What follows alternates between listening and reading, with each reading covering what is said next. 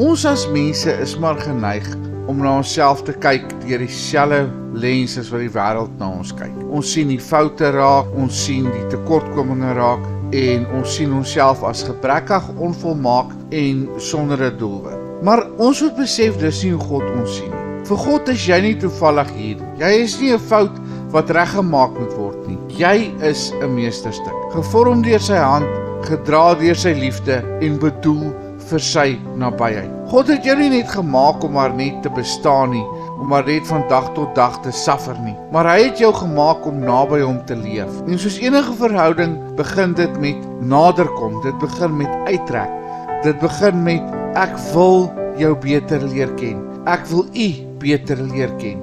En dan gebeur die wonderwerk. Hoe nader jy aan God beweeg, hoe duideliker sien jy wie jy regtig is.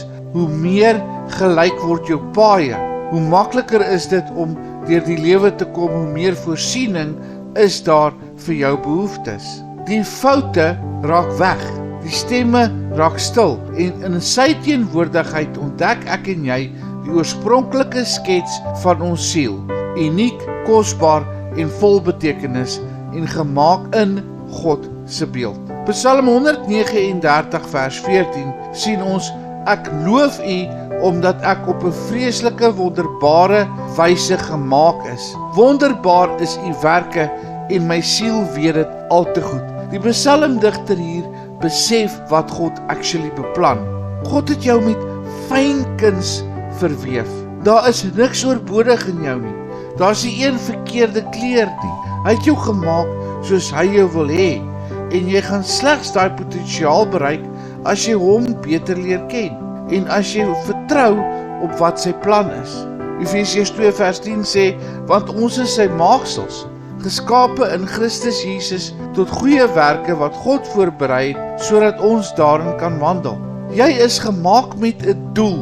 Jy is nie net sommer maar net uitgedink en neergegooi nie, maar jy is lank voor jou eerste asemteug beplan en God het reeds goeie dinge vir jou voorberei. En wil jy in daai goeie dinge inbeweeg?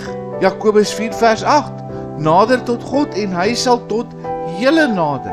God is nie 'n afsydige God nie, maar hy wag vir jou. Hy wag vir jou om hom te roep. Hy wag vir jou om uit te reik na hom toe, sodat hy kan uitreik na jou toe. Hy is 'n gentleman. Hy gaan nie in jou lewe kom interfereer as jy hom nie daar wil hê nie. Daarom is gebed belangrik. Daarom is dit belangrik om hom te soek. Daarom is dit belangrik om nader aan hom te beweeg. Hy wil jou nie net veroordeel nie, maar hy wil jou toevou in sy liefde en in sy waarheid en in rus en vrede. Jy is nie verlore nie. Jy is nie ongesiens nie. Jy is God se meesterstuk. En as jy in sy teenwoordigheid inbeweeg, sal jy die beste weergawe van jouself kan wees. Hemelse Vader, ons sê vir u dankie dat u ons God is, dat u ons koning is en dat u ons met 'n doel hier op aarde gesit het. Here, kom trek ons gedagtes reg vandag. Vader, kom help ons om nader aan u te beweeg. Kom help ons om u te soek voor ons voorsiening soek. Kom help ons om u te soek sodat u ons lewens volmaak kan maak. Vader, ons skiet so ver te kort, maar slegs u bring vir ons die volmaaktheid wat ons almal begeer. Wees met ons vandag in Jesus se naam. Amen.